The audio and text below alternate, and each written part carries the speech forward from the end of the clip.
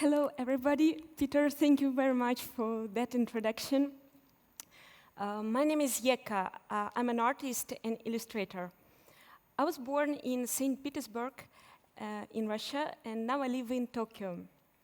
My topic today is Kona Ikimono, which means that creature in Japanese. Today, I'd like to talk to you about characters and character design. But first, let me briefly show you how I work. This is my workspace. I usually work from home, where I have my separated studio space. This is what my sketches usually look like. To be honest, I'm not an artist with really nicely organized sketchbooks. They're usually quite messy, and sometimes drawings overlap on the same page. That's not me trying to save paper, it just inspires me in some way. You know, it's like scattering pieces of Lego on the floor and then trying to construct something. So using all those kind of scribbles, I make images like this. The main distinguishing feature of my artwork is characters. I've loved drawing characters since childhood, when I would spend long summer holidays at my grandmother's countryside house surrounded by woods with no other kids around. In those days, characters were my tiny imaginary friends, and I could spend hours drawing them and creating my own games. Today, characters are my visual language. They help me to tell stories, share ideas, to reflect on something that happens inside of me or in the wider world. I really like playing hide and seek with the viewer, making people wander through my pictures, trying to find some tiny hidden details. By the way, you probably noticed one creature who always appears in my works, this long and stripy guy. It's not a snake or a worm, it's just a creature, and his name is Michi, which means road or pathway in Japanese. To be honest, the idea of the name came by an accident a long time before I started learning Japanese. When my friend explained me the meaning of the word, michi, I was quite taken by it because it seemed to be so full of symbolism. Just come to think of it, like michi, our life is also quite long, winding, sometimes with black-white periods. Michi is the main character of my pantheon of doodles. He's a mysterious creature who appears whenever he wants. He doesn't speak, he can escape through a portable black hole, and he usually makes eye contact with viewer. I can't explain why, but I can't stop recreating him over and over again. Maybe because of these endless repetitions, he feels so alive to me. My work practice includes different media and materials. Just because it inspires me in some way, it gives me a feeling of novelty, and the whole process feels more like game than work. For example, these sushi rolls were made together with my friend Tama-chan. She's a very talented sushi artist. Or this installation was made of wood and plastic. I made it in Belgium for a private collector. And these are a couple murals I made here in Tokyo. The right one was made for IT company called Geix, and the left one you can find in a magnet store in Shibuya.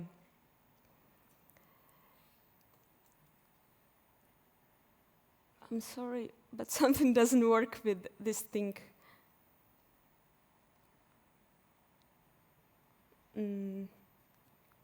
Oh yeah. I'm quite passionate about characters. That's why when I came to Japan, I was super amazed by sheer number and diversity of them. I've also realized that people here instantly understand my characters without having to ask questions like, oh, who is it? Is it an animal, or maybe bird, fish? Or where are his arms? And that made me wondering what it was special about Japan that made its people so sensitive to characters. And then I realized that it's actually the result of a really deep-rooted culture of creating characters. Starting with Shinto, people have been used to interact with so many kinds of spirits or kami. They inhabited all sorts of things in nature, mountains, stones, rivers, some animals. I was especially curious about spirits called ujigami. They were guardians of the whole clans or residential areas. And don't you think that today's mascots play exactly the same role? Let's say the main character of a prefecture or the main character of some company. Also, when speaking about characters' appearance, we can't miss out the next category, the yokai, supernatural creatures of Japanese folklore. There are dozens of characters representing different demons, ghosts, shapeshifters, strange feelings. Look at this artwork by Tose Mitsunobu. It's called Hyaki Yako, which means Night Parade of 100 Demons. Actually, it's very special artwork because in the 15th century, it kicked off a real yokai boom in which a lot of new characters were created and in range of styles and pictured in numerous scrolls. Or another good example, Toriyama Seiken. He was a great artist of Edo period. He was the first person to create an illustrated encyclopedia of 200 yokai characters with description of each one. But doesn't it remind you of something?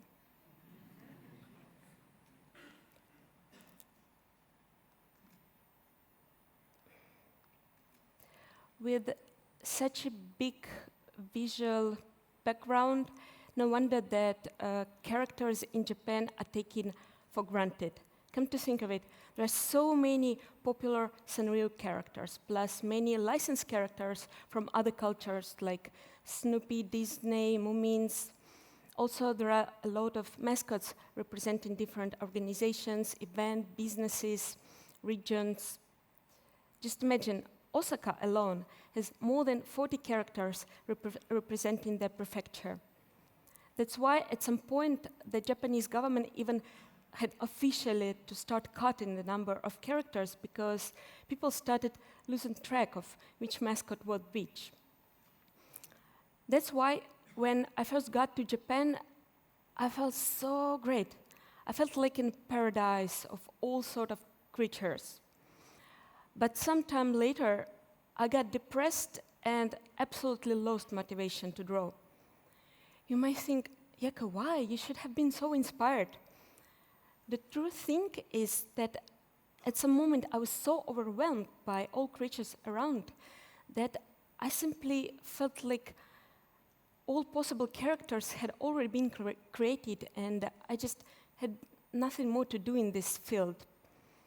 It's so terrible. Fortunately, it didn't last long and I realized that was a very destructive way of thinking. And to prove myself that I was wrong, I started a personal project called Character a Day. The idea is very simple. Whatever happens, I must draw at least one new character every single day. And you know, I really like Picasso's idea that inspiration is like an appetite. It comes while eating. In my case, it's certainly true. Because since I started this daily practice, more and more characters started appearing in my mind. Each character brought me a feeling of deep satisfaction. That's why inspiration, motivation came back to me.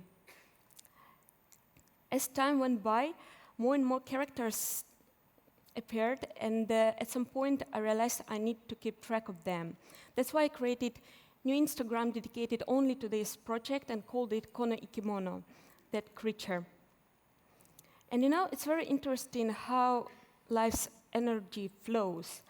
I started this project, and just a couple of months later, I was contacted by representatives from Ikea. They were asking me to create some characters for their new promotion campaign. They produced stickers with my characters, and then people in stores could use those stickers to customize IKEA goods. Also, I got a chance to work with Google. They commissioned me to create some Instagram stickers for their social project called Woman Wheel. This project focuses on women empowerment all over the world. My task was to create different funky, quirky, genderless doodles representing different feelings, emotions. Also, characters became the basis for my personal exhibition called Plastic Party.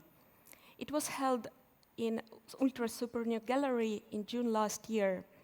The main idea was plastic consumption in Japan, and all artworks were created of plastic bags and other plastic waste. Kona Ikimono also inspired me to start doing the performance called Doodle Tattoo.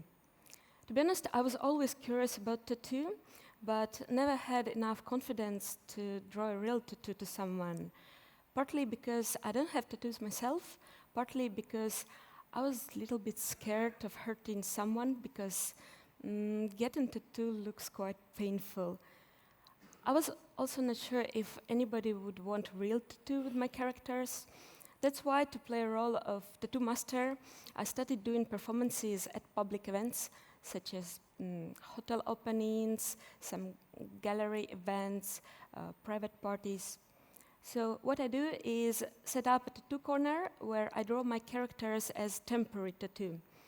I use special medical markers. They are non-allergical, they can be easily removed. But sometimes people say, oh, it was soft, I hope it would stay for at least 1 week.